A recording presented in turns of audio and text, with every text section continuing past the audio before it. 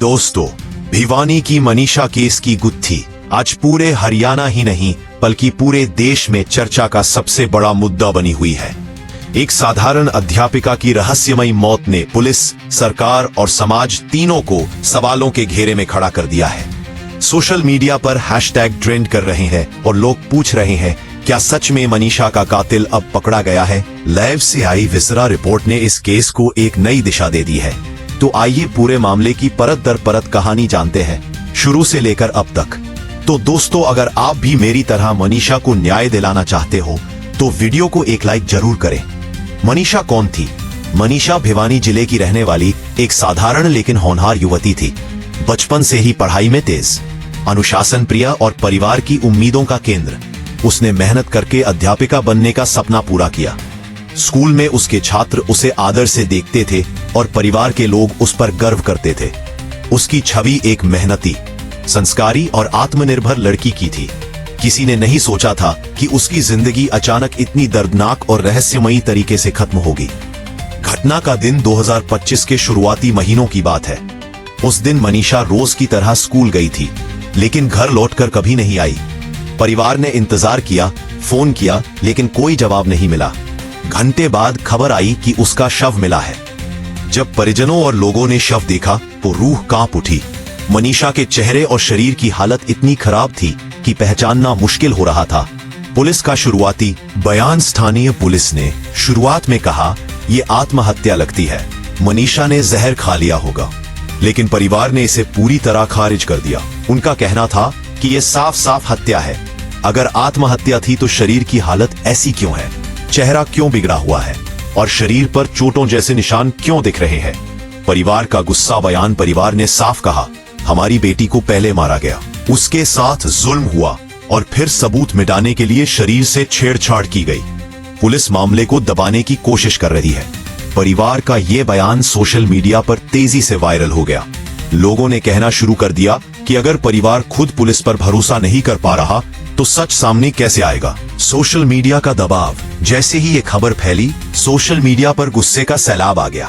Twitter, Facebook और YouTube पर hashtag justice for Manisha trend करने लगा। लोग सवाल उठाने लगे, क्या ये सच में आत्महत्या है या पुलिस मामला दबा रही है?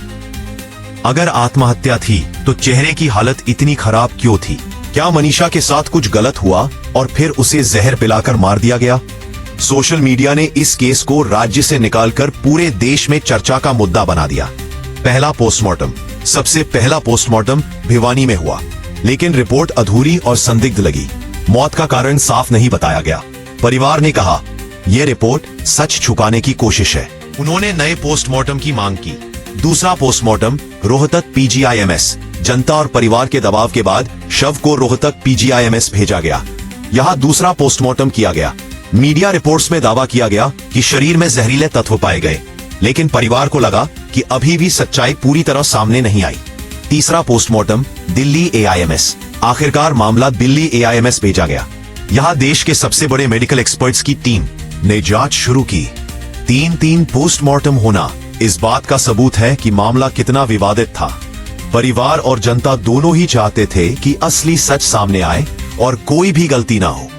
जनता और राजनीति का दबाव। केस जैसे जैसे बड़ा होता गया, राजनीति भी इसमें शामिल हो गई। विपक्ष ने सरकार पर आरोप लगाया कि पुलिस सच्चाई छुपा रही है। जनता ने सड़कों पर उतरकर विरोध प्रदर्शन किया। परिवार ने साफ कहा कि उन्हें स्थानीय पुलिस पर भरोसा नहीं। उन्होंने मांग की, हमें CBI जांच चाहिए। सरकार का झुकना जनता के गुस्से और परिवार की मांग को देखते हुए हरियाणा सरकार ने केस को CBI को सौंपने का फैसला लिया। यह कदम लोगों के गुस्से को शांत करने और जांच को विश्वसनीय बनाने के लिए उठाया गया। विसरा रिपोर्ट क्या होती है? सबसे पहले समझना जरूरी है कि विसरा रिपोर्ट होती क्या है। जब किसी की मौत संदिग्ध परिस्थितियों में होती है तो पोस्टमार्टम के दौरान शरीर के कुछ अहम अंग जैसे लीवर, पेट, किडनी, ब्लड और कभी कभी फेफड़ उन्हें लैब में भेजा जाता है। इनका मकसद होता है यह पता लगाना कि शरीर में कोई जहरीला पदार्थ, दवा या केमिकल तो नहीं था। यानी विसरा रिपोर्ट वो दस्तावेज है जो बताता है कि मौत के पीछे जहर, नशा या केमिकल का रोल है या नहीं। पहली रिपोर्ट अधूरी तस्वीर। भिवानी में हुई पहली मेडिकल जांच अधूरी और विवादित थी। इसमें मौत का कारण साफ नहीं था, कोई ठोस निष्कर्ष नहीं निकला। परिवार ने इसे मानने से इनकार कर दिया। लोगों को लगा कि कहीं न कहीं मामला दबाने की कोशिश हो रही है। यही वजह थी कि परिवार ने दूसरी जांच की मांग की।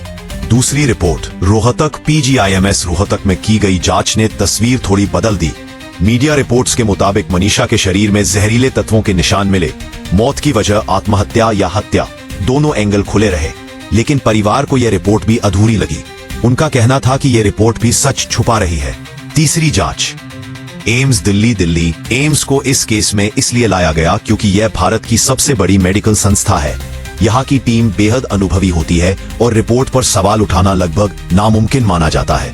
एम्स की रिपोर्ट का इंतजार पूरे देश को था। परिवार को उम्मीद थी कि यहाँ से पक्की सच्चाई सामने आएगी। विसरा रिपोर्ट से बड़े खुलासे अब आते हैं उस रिपोर्ट पर जिसने सोशल मीडिया और मीडिया दोनों को हिला दिया। जहरीले तत्व की पुष्टि। विसरा रिपोर्ट ने साफ किया कि शरीर में जहरीला पदार्थ कीटनाशक मिला है। इसका मतलब साफ है कि मौत सामान्य नहीं थी, एसिड अटैक के सबूत नहीं। पहले कहा जा रहा था कि मनीषा पर एसिड अटैक हुआ, लेकिन रिपोर्ट ने इसे नकार दिया।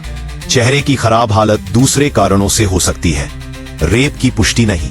रिपोर्ट में कहा गया कि शरीर पर रेप के सबूत नहीं मिले, यानी कि जिस दिशा में मामला पहले घुमाया जा रहा था वह सही साबित नहीं हुई। कुछ अंगों की हालत खराब। रिपोर्ट में यह भी दर्ज हुआ कि शरीर के कुछ हिस्से खराब हो चुके थे, जिसकी वजह से जांच पूरी तरह स्पष्ट नहीं हो पाई। रिपोर्ट के बाद सवाल। अब रिपोर्ट आने के बाद कई नए सवाल खड़े हो गए। अगर जहर था तो क्या मनीषा ने खुद लिया या किसी ने जबरदस्ती दिया? अगर आत्महत्या थी तो चेहरा क्यों खराब था? अगर हत्या थी तो कातिल कौन है और कैसे मारा गया? जनता और मीडिया की बहस। रिपोर्ट आने के बाद मीडिया में अलग अलग दावे शुरू हो गए। कुछ चैनलों ने कहा अब तो साफ है ये हत्या है, कुछ ने कहा कातिल पकड़ा गया, लेकिन सच ये था कि CBI जांच अभी चल रही थी और किसी गिरफ्तारी की आधिकारिक पुष्टि नहीं हुई थी। पोस्टमार्टम विवाद। इस केस का सबसे विवादित पहलू यही रहा कि तीन पोस्टमार्टम हुए। पहला अधूरा और संदिग्ध, दूसरा थोड़ा स्पष्ट लेकिन अधूरा, तीसरा एम्स जहां सबसे सटीक रिपोर्ट आई। परिवार और जनता के दबाव के बिना शायद ये तीसरी जांच कभी ना होती, और ये साबित करता है कि लोगों की आवाज कितनी ताकतवर होती है। तो दोस्तों, अगर आपको ये वीडियो अच्छी लगी हो तो वीडियो को लाइक एंड हमारे चैनल PK न्यूज इंडिया को सब्सक्राइब करना ना भूलें। धन्यवाद। मिलते हैं नेक्स्ट वीडियो में।